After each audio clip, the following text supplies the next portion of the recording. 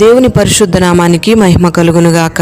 అనుదిన దైవ కృపా కార్యక్రమం ద్వారా ఈ దినం దేవుని మాటలు వింటున్న దేవుని బిడ్డలైన మీ అందరికీ హృదయపూర్వక వందనాలు తెలియపరుస్తూ ఉన్నాం. ఈ మాటలు వింటున్న మీకు ఆయన ఉన్నతమైన క్షేమాన్ని దేవుడు దయచేయునుగాక. ఆమేన్. ఆత్మీయులము అనబడుతున్న మనమందరము కూడా యేసయ్య యొక్క పొలము అనే సంఘములో ఉండేవాళ్ళమే. యేసయ్య యొక్క పొలములో 2 రకాల గింజలు ఉంటాయి. మొదటిది గోధుమలు, రెండవది గురుగులు. ఈ గురుగులు కూడా గోధుమల్లాగానే ఉంటాయి, కానీ అవి గోధుమలు కాదు. సంఘములో గోధుమల లాంటి వాళ్ళు, గురుగుల లాంటి వాళ్ళు కూడా ఉంటారు. గోధుమలు అంటే దేవునికి విధేయులు, దేవుని మాట ప్రకారంగా నడుచుకునేవాళ్ళు. దేవుడు ఒక్కసారి చెప్పగానే దేవుని మాటకు లోబడి దేవుని ఇష్టాన్ని నెరవేర్చడానికి, దేవుని చిత్తాన్ని నెరవేర్చడానికి దేవునికి హృదయపూర్వకంగా అప్పగించుకునే వ్యక్తులు. గురుగులు అంటే అవిధేయులు. దేవుడు ఎన్నిసార్లు చెప్పినా, ఎంత చెప్పినా దేవుని మాటకు విధేయత చూపించకుండా సాతాను సంబంధమైన మార్గాలలో నడిపించబడేవాళ్ళు. అయితే ఈ గోధుమలు, గురుగులు కూడా సంఘంలోనే ఉంటాయి. ఈ మాటలు వింటూ ఉండగా మన మనస్సుల్లో ఎన్నో ప్రశ్నలు మొదలవుతూ ఉంటాయి.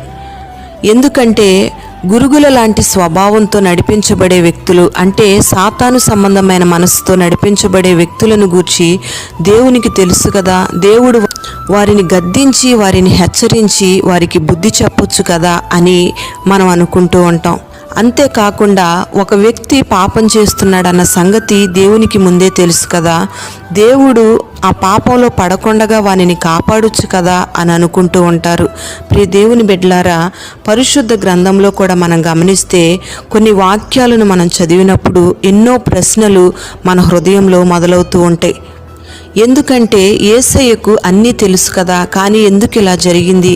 యేసయ్యకు అన్నీ తెలుసు కదా, కానీ ఎందుకు ఇలా చేయడం లేదు అని కొన్నిసార్లు మనలో మనం ఆలోచించుకుంటూ ఉంటాం. ఒకరోజు యేసయ్య రాత్రంతా ప్రార్థనలో గడిపి 12 మందిని అపోస్తులుగా అభిషేకించాడు. ఆ సమయంలో ఇస్కరియోతు యోధా కూడా వారితోనే ఉన్నాడు. ఆ విషయం యేసయ్యకు తెలుసు కదా. యేసయ్య వారిని అభిషేకించేటప్పుడు ఎందుకు యోధాని ఏర్పాటు చేసుకున్నాడు అని మన మనస్సులో ఒక ప్రశ్న రావచ్చు. ప్రియ దేవుని బిడ్డలారా, మనం గమనిస్తే యేసయ్యకు ఈ విషయం ముందే తెలుసు. అయినప్పటికీ కూడా దేవుడు దానిని అనుమతించాడు. అలాగే ఏదెను వనంలో మంచి చెడును తెలివినిచ్చే వృక్షాన్ని అసలు దేవుడు ఎందుకు నాటాడు? ఆ ఫలము అత్యంత ప్రమాదకరమైంది అని దేవునికి తెలుసు కదా. మరి దానిని అందుబాటులో ఎందుకు ఉంచాడు? కొంచెం అందుకోలేనంత ఎత్తులో ఉంచొచ్చు కదా, కనీసం ఆ చెట్టు చుట్టూ కంచైన వేయొచ్చు కదా అని మనకు ఆలోచన వస్తుంది. అలాగే పరిశుద్ధుడైన దేవుని ఎదుట గాన ప్రతిగానాలు చేస్తూ ప్రభు యొక్క సముఖంలో ఆరాధన చేస్తున్న దేవదూతలందరికీ కూడా నాయకుడై నడిపిస్తున్న లూసిఫర్ను చీకటి ఆవరించే సమయం, అంటే గర్వపు ఆత్మ ఆవరించే సమయం దేవునికి తెలుసు కదా. మరి దేవుడు ఎందుకు అడ్డుకోలేదు అనే ప్రశ్నలు మన జీవితంలో, మన హృదయంలో మెదులుతూ ఉంటాయి. ఇస్కరియోతు యోధా కానుక సంచిలో చేయిపెట్టి డబ్బును దొంగిలిస్తూ ఉంటే అది కూడా దేవునికి తెలుసు. ప్రియ దేవుని బిడ్డలారా, దేవుడు సర్వాంతర్యామి, ఆయన అనంత జ్ఞాని, ఆయన సమస్తము ఎరిగినవాడు, హృదయ రహస్యాలను కూడా ఎరిగిన దేవుడు. మరి ఇన్ని పొరపాట్లు జరుగుతూ ఉంటే దేవుడు తెలియకుండా ఉండడు, ఆయనకి అన్నీ తెలుసు. అయితే వాటన్నిటికీ ఆయన ఎందుకు ఖండించలేదు అని ఒకసారి మనం ఆలోచన చేస్తే దానికి ఒకటే ఒక సమాధానం. ప్రియ దేవుని బిడ్డలారా, దేవుడు ఎవరిని కూడా భయపెట్టి కానీ బలవంతంగా కానీ భక్తి చేయించుకోడు. ఎవరికి వాళ్ళు హృదయపూర్వకంగా భక్తి చేయాలి. అలాంటి వారినే దేవుడు ఇష్టపడతాడు.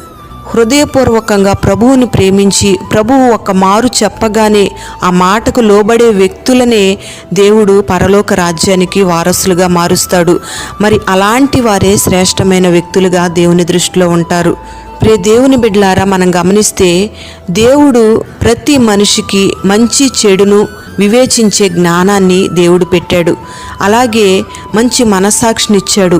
ఏది మేలో, ఏది కీడో, ఏది పాపమో, ఏది పరిశుద్ధమో వీటన్నిటినీ మధ్య తేడా గ్రహించే ఆ జ్ఞానాన్ని మనిషికిచ్చాడు. మరి మనిషి దేవుడిచ్చిన జ్ఞానాన్ని విచక్షణారహితంగా వాడుతూ ఉన్నాడు. దేవుడిచ్చిన జ్ఞానాన్ని పరిశుద్ధంగా కాపాడుకోకుండా తన్ను తాను పాడు చేసుకొని పాపంలో పడిపోతూ ఉన్నాడు. ప్రియ దేవుని బిడ్డలారా, మనం గమనిస్తే ఈ లోకంలో ఉన్న నానుడు ఏంటంటే మనిషికి ఒక మాట గొడ్డుకో దెబ్బ అని. మరి ఈ లోకంలో ఉన్న మనుషులు ఒక మాటతోనే సరిచేసుకోవాలి అని లోకం చెప్తుంది.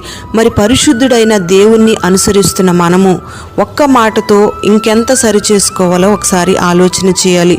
ప్రియ దేవుని బిడ్డలారా, పరిశుద్ధ గ్రంథంలో రాయబడి ఉంది, భయపడి లోబడి వాని కంటే మనఃపూర్వకంగా అప్పగించుకుని వాడే శ్రేష్ఠుడు అని. పాత నిబంధన గ్రంథంలో బలవంతంగా దేవునికి అప్పగించుకునేవాళ్ళు. క్రొత్త నిబంధన గ్రంథంలో ఎవరికి వాళ్ళు హృదయపూర్వకంగా ప్రభువుకి అప్పగించుకోవాలి. అదే కొత్త నిబంధన పాత నిబంధనకు మధ్య ఉన్న తేడా. ప్రియ దేవుని బిడ్డలారా, మన మనస్సులో మెదులుతున్న ప్రశ్నలన్నిటినీ ప్రక్కన పెట్టి ప్రభువు ఒక్కసారి మనతో మాట్లాడగానే ఆ మాటకు మనం లోబడినట్లయితే పొలములో సంఘములో ఉన్న మంచి గోధుమల వలె మనం పెరుగుతాము. దేవుడు ఎన్నిసార్లు చెప్పినా దేవుని మాటకు లోబడకుండగా అవిధేయత చూపిస్తూ గురుగుల వలె పెరిగితే బయట పారవేయవలసిన పరిస్థితి మన జీవితంలో కలుగుతుంది.